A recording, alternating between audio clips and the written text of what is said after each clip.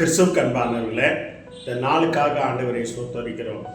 வேதத்தில் பார்க்குறோம், தந்திரங்களை குறித்து பார்த்து வருகிறோம். யோசுவா 9ஆம் அதிகாரம் 4ஆம் வசனத்தில் வாசிக்கிறோம்.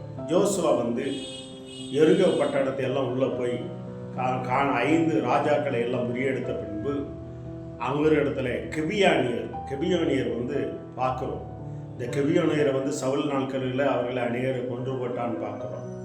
அந்த கெபியானரை கொண்ட நிமித்தம் தேசத்தில் மழை பெய்யும் பார்க்குறோம். இந்த கெபியானர் எப்படி உள்ளே வராங்க என்று சொல்லி வேதத்தில் பார்க்குறோம்.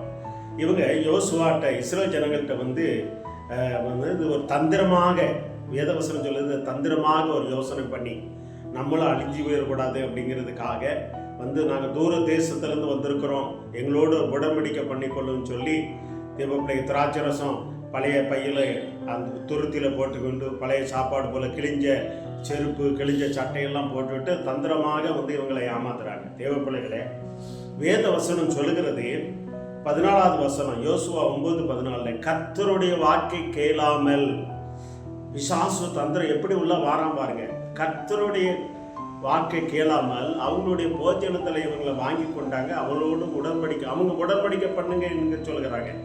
உடன்படிக்கை என்று சொல்லுகிறது தேவன் நம்மளோடு கூட பண்ற உடன்படிக்கை. தேவன் யார்கிட்ட உடன்படிக்கை பண்ண சொல்லுறாரோ அவங்ககிட்ட தான் பண்ணணும். இவங்க கர்த்தருடைய வாக்கை கேளாம என்ன பண்றாங்க? உடன்படிக்கை. காரணம், அவன் தந்திரமாக வருகிறான். இந்த வார்த்தை கேட்டுக்கொண்டிருக்கிற தேவனுடைய பிள்ளைகளே, இன்னைக்கு அநேகர் அப்படிதான். தேவ பிள்ளைகளை தந்திரமாக உள்ள வருவான், எங்கிட்ட உடன்படிக்கை பண்ணும் அப்படின்னு சொல்லி. இன்னைக்கு அநேக திருச்சபையில் RSSகாரங்க இருக்காங்க, இந்து மணின்னு இருக்காங்க, இந்த CSA டயர்ஸில் இருக்கிறாங்க. அவன் தந்திரமாக உள்ள என்ன பண்ணுகிறான்? அங்கே கூட்டை குழப்பை கழுகிறான். சபையில் தந்திரமாக வருவான். ஆண்டவருடைய வார்த்தை கேளாம அவன் உண்மையாக ஆண்டவரை ஏற்றுக்கொள்கிறான்னு ஆண்டவர்கிட்ட கேட்கணும். கர்த்தருடைய வாக்கை கேட்கணும். தேவ பிள்ளைகளை உடனே அவனை சபையில் மெம்பர் ஆக்கிடக்கூடாது, உடனே ஐக்கியமாகிடக்கூடாது. நமக்கு ஒரு ஆத்மா கிடைக்க அப்படின்னு சொல்லி தசமாக கிடைக்கன்னு சொல்லி அவனை ஏற்றுக்கொள்ளக்கூடாது. அவனிடத்தில் உடன்படிக்கை பண்ணிடக்கூடாது. தேவ பிள்ளை தேவ சமூகத்தில் கேட்கணும்.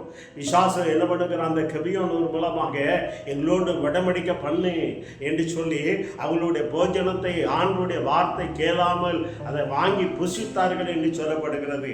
அது யாரு? அது எதுக்கு படைக்கப்பட்டது? என்ன விக்கிரகத்தில் படைக்கப்பட்டது? நீ கர்த்தருடைய வாக்கை கேட்கல, பிசாசு தந்திரமாக வருகிறது.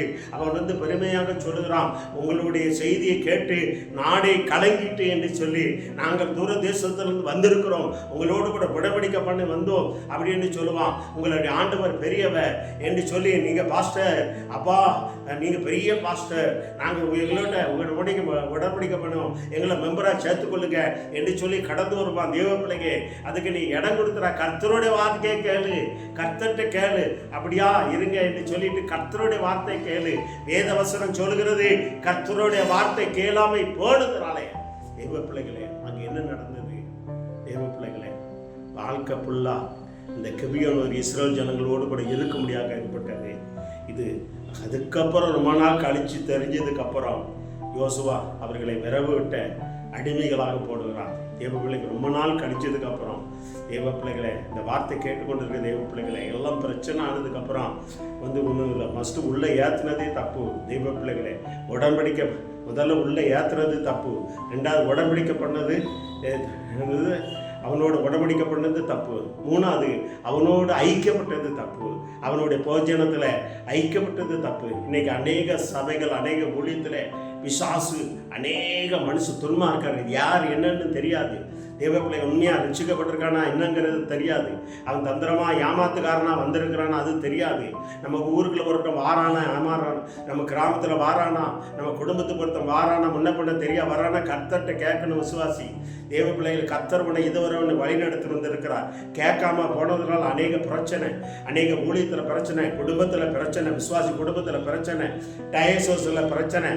தேவ பிள்ளைகளை பாருங்க, அநேக கன்னியாகுமரி டயர்ஸில் பிரச்சனை, தூத்துக்குடி டயர்ஸில் பிரச்சனை, திருநெல்வேலி டயர்ஸில் பிரச்சனை, அநேக டயர்ஸில் மெட்ராஸ், இன்னும் எல்லா டயர்ஸில் பிரச்சனை, அநேக ஊழியத்தில் பிரச்சனை. காரணம் என்ன? கர்த்தருடைய வாக்கை கேளாமல் அநேகர் உள்ளே இழுக்கிறது, அவங்கள ஏற்றுக்கொள்கிறது. உடனே தேவ பிள்ளைகளே, அந்த நேரம் அவங்க கொடுக்கறதெல்லாம் நமக்கு நல்லா இருக்க போல தெரியும். ஆனால் வேதவசனம் சொல்லுகிறது அவங்களை உள்ளே ஏற்றது தப்பு. ரெண்டாவது தேவ பிள்ளை அவங்களோட உடம்படிக்கப்பட்ட தப்பு, மூணாவது அவங்களோட ஐக்கியமானது தப்பு. இந்த காரியங்கள் நீங்கள் பண்ணுவீர்களானால் தேவ பிள்ளைகளே நீங்கள் விழுந்து போயிருங்கள், முன்னாலே எந்திக்க முடியாது. சபையில குடும்பத்தில் அநேக ஆவிக்கிற வாழ்க்கையில் அநேக பிரச்சனை வரும். தேவ பிள்ளைகளே முன்ன தருவ மரியாதைங்க, நானும் கிறிஸ்டின் தான், நானும் அங்கே தான், நானும் இதான் உங்களுடைய ஆண்டவர் உங்களோடு இருக்காரு, உங்களுடைய ஆண்டவருடைய உங்கள் மூலமாக செய்த வல்லமையை கண்டு நாங்கள் உங்களை பார்க்க வந்தோம், எங்களையும் சேர்த்துக்கோங்க அப்படின்னு இப்படியெல்லாம் சொல்லுவான். தேவ பிள்ளைகளே வேத வசனம் சொல்லுகிற அவங்க தந்திரமாக யோசனை பண்ணிடுறாங்கன்னு சொல்லுவாங்க. அந்த பிசாசுடைய தந்திரத்துக்கு நீங்கள் விழுந்து போகாதீங்க. அநேக குடும்பத்தில், அநேக ஊழியத்தில், அநேக காரியங்கள் சபையில் பிரச்சனை வர்றது காரணம் இதுதான் தேவ பிள்ளைகளே. ஒரு ஆத்மா கிடச்சிட்டு சங்கு சக்கான்னு சொல்லி அவனை ஏற்றுக்கொண்டு தேவ பிள்ளைகளை அவன் தான் கடைசியில் என்ன பண்ணுவான், இந்த சபைக்கு தொழில் என்ன இருப்பான், பிசாசுலாக எழும்புவான். தேவ பிள்ளைகளே இந்த குடும்பத்துக்கு எழும்புமா, ஊழியத்துக்கு எழும்புமா, ஜாக்கிரதையாக இருங்கள். தந்திரத்துக்கு தந்திரங்கள் உங்களுக்கு தெரியாதுங்க, இடம் கொடுத்துடாதுங்கள். தேவ பிள்ளைகளே இதே போல நீங்களும் தேவ பிள்ளைகளை அவர்களை ஏற்றுக்கொள்ளாதீர்கள், அவர் உடம்படிக்கப்படாதீர்கள், அவங்களோட ஐக்கியம் பண்ணாதீர்கள். இதை 3 காரியங்கள் இஸ்ரவேலர்கள் பண்ணினதாலே அவர்கள் வாழ்க்கையிலே அவர்களுக்கு ஒரு தேவ பிள்ளைகளே வாழ்க்கை ஃபுல்லாக அவங்களுக்கு சத்ருவாகவே இருந்தார்கள் வேதத்தில் சொல்லுகிறது. தேவ பிள்ளைகள் அதுக்கு இடம் கொடுத்தார்கள். தேவ பிள்ளைகளே நீங்கள் கர்த்தரோட வாக்கை கேளுங்கள், கர்த்தர் உங்களுக்கு என்ன அதன்படி செய்யுங்கள். கர்த்தர் நிச்சயமாக உங்களை வழியெடுத்து ஆசீர்வதிப்பாராங்க. ஆமாம், கண்கள் மூடி ஜெபம் செய்வோம். நல்ல ஆண்டவரே, கர்த்தருடைய வாக்கை நம்முடைய வாக்கை கேளாமல் அப்போ அவங்களோட உடன்படிக்கை பண்ணுகிறது. முன்ன பின்னே தெரியாவிடத்தை நாங்கள் உடன்படிக்கை பண்ணுகிறது. முன்ன பின்னே தெரியாதவன்ட்ட அப்பனே ஐக்கியமாகிறது. முன்ன பின்னே தெரியாதவங்களை நாங்கள் ஏற்றுக்கொள்ளுது. அப்பேற்பட்ட காரியங்கள் ஈடுபடாதபடி எங்களை விலைக்கு காக்க முடியாது.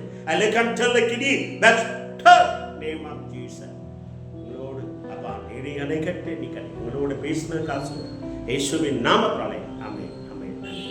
God bless you. கர்த்தருடைய வாக்கை கேளாமல் எதுவும் செய்யாதங்க, கர்த்தர் பெரிய காரியம் செய்வார்.